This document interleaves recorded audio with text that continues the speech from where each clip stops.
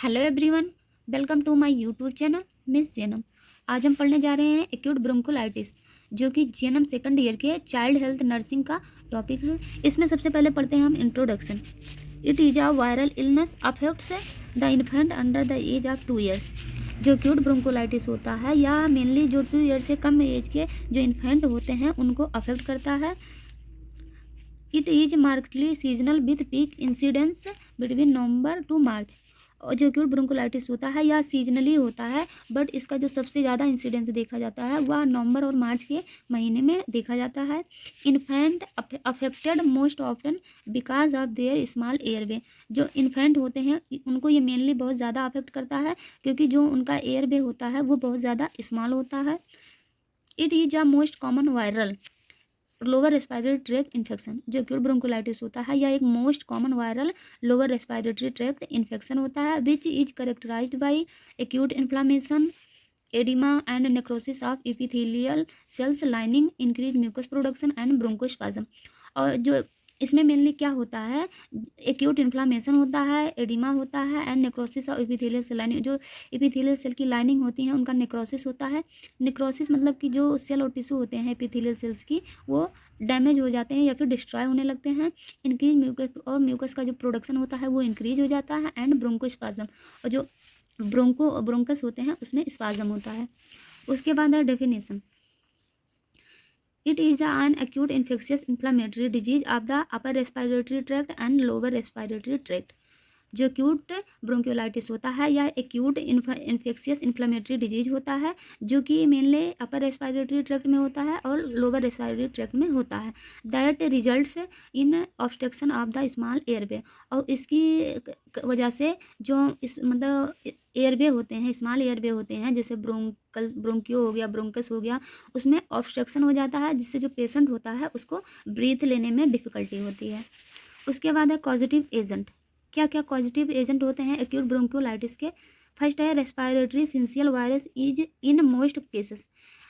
Acute bronchiolitis के ज़्यादातर केसों में जो रेस्पिरेटरी सिंसियल वायरस होते हैं वो मोस्ट होते हैं। नेक्स्ट है ह्यूमन मेटा न्यूमो वायरस। और जो ह्यूमन मेटा न्यूमो वायरस होता है उसकी वजह से एक्यूट ब्रोंकोलाइटिस होता है। Adenovirus and rhinovirus and influenza virus.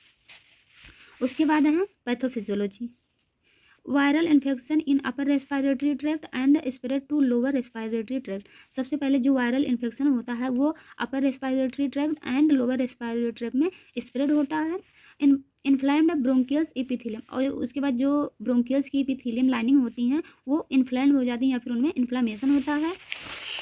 उसके बाद है नेक्रोसिस ऑफ रेस्पिरेटरी एपिथेलियम। जो रेस्पिरेटरी एपिथेलियम होती हैं उनका नेक्रोसिस होता है, मतलब उनके जो सेल और टिश्यू होते हैं वो डिस्ट्रॉय होने लगते हैं।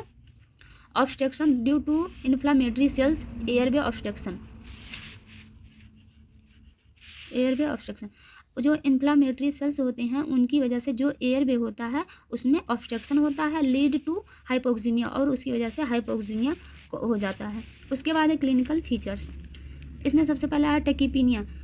जो पेशेंट होगा उसको टेकीपीनिया होगा, मतलब कि उसकी जो ब्रीथिंग होगी वो रैपिड हो जाएगी। साइनोसिस होगा, मतलब उसके जो स्किन का कलर होगा वो ब्लूइश होगा। इरिटेबिलिटी, उसको इरिटेबिलिटी होगी। डिस्पीनिया मतलब उसको मतलब सांस लेने में डिफ़िकल्टी होगी। फीवर होगा, बीजिंग होगी। फीडिंग डिफ़िकल्टी, उसको मतलब फीडिंग करने में, कुछ भी फीडिंग करने में उसको डिफ़िकल्टी होगी। कफ, चेस्ट कंजेशन, और उसका जो कफ है वो चेस्ट में कंजेशन हो जाएगा, मतलब कि जो कफ, चेस्ट में कफ का एक्युमुलेशन हो जाएगा। एंड चिल्स, और जो पेशेंट होगा उसको चिल्स होगा। चिल्स मतलब कि उसको कपकपी होगी। उसके बाद है डायग्नोस्टिक टेस्ट।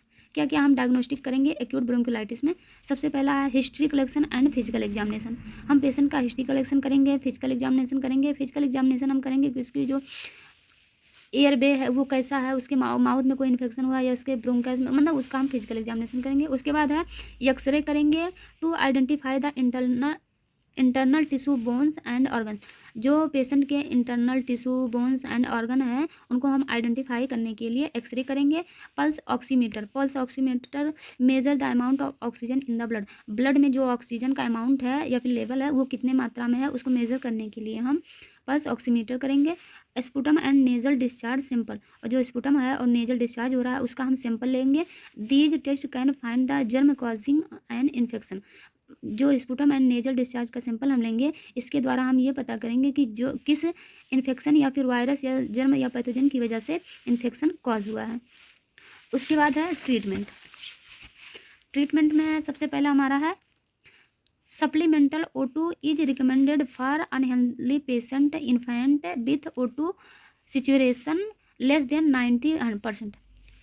जो अनहेल्दी पेशेंट या फिर इन्फेंट बेबी है उसके अंदर जो O2 का सिचुएशन है वो अगर 90% से कम हो गया है तो उसके लिए हम O2 सप्लीमेंटल करेंगे। उसके बाद treatment will depend on your child, और जो चाइल्ड होगा उसका जो ट्रीटमेंट होगा वो बच्चे के साइन के ऊपर डिपेंड होगा, उसके साइन सिम्टम पर, उसके as per and general health के ऊपर डिपेंड होगा।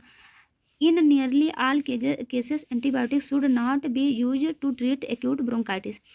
मतलब हमें देखा जाए कि सभी केसेस में हम एंटीबायोटिक का यूज नहीं कर सकते हैं। जो एक्यूट ब्रोंकाइटिस होता है उनके सभी केसेस में हम एंटीबायोटिक का यूज़ नहीं कर सकते हैं। That's because most of the infections are caused virus, क्योंकि जो एक्यूट ब्रोंकाइटिस होता है वो ज़्यादातर वायरस की वजह से कॉज होता है, इसलिए हम उसको हर एक एक्यूट ब्रोंकाइटिस में हम उसको एंटीबायोटिक नहीं दे सकते हैं।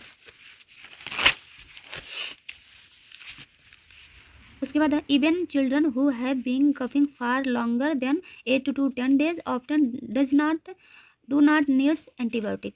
जो बच्चा है या चिल्ड्रन है उसको अगर बहुत लंबे समय से 8 to 10 दिन से ज़्यादा दिन से 8 to 10 डेज से ज़्यादा दिन से उसको कफिंग हो रही है तो उसके लिए हमें एंटीबायोटिक की नीड नहीं होती है। Acetaminophen ibuprofen for fever and mild pain. हम जो बच्चा और चिल्ड्रन होगा उसको हम एसिटामिनोफेन देंगे एंड आइबुप्रोफेन देंगे जिससे उसका जो फीवर है और पेन है वो रिलीफ मिल सके। Cough medicine for children over 4 years। जो बच्चा 4 years से ज़्यादा होगा उसको हम कफ मेडिसिन देंगे। उसके बाद है नर्सिंग मैनेजमेंट। क्या क्या नर्सिंग मैनेजमेंट करेंगे हम एक्यूट ब्रोंकोलाइटिस में? सबसे पहला है teach your child to cover their nose and mouth bear coughing और स्नीजिंग। जो बेबी होगा या चाइल्ड होगा उसको हम टीच करेंगे कि जब भी वह कफिंग कर रहा है, स्नीजिंग कर रहा है तो वो अपने नोज़ और माउथ को कवर करके रखे। Make sure your child washes his or her hand often. और जो बच्चे होंगे उनको हम मतलब उनके जो पेरेंट्स होंगे उनको हम टीच करेंगे कि वो अपने बच्चे के हैंड को बार बार धुलवाते रहें जैसे कि इन्फेक्शन से प्रिवेंट किया जा सके। Check that your child is up to date on all vaccine including the early flu shot. और जो बच्चे होंगे मतलब उनको हम चेक करवाते रहेंगे कि जो भी वैक्सीन है प्रॉपरली उनको लगवाया गया है या नहीं लगवाया गया है फ्लू शॉट से प्रिवेंट करने के लिए। उसके बाद continuous positive airway pressure therapy जिसको हम CPAP बोलते हैं may be required in severe cases to control respiratory failure.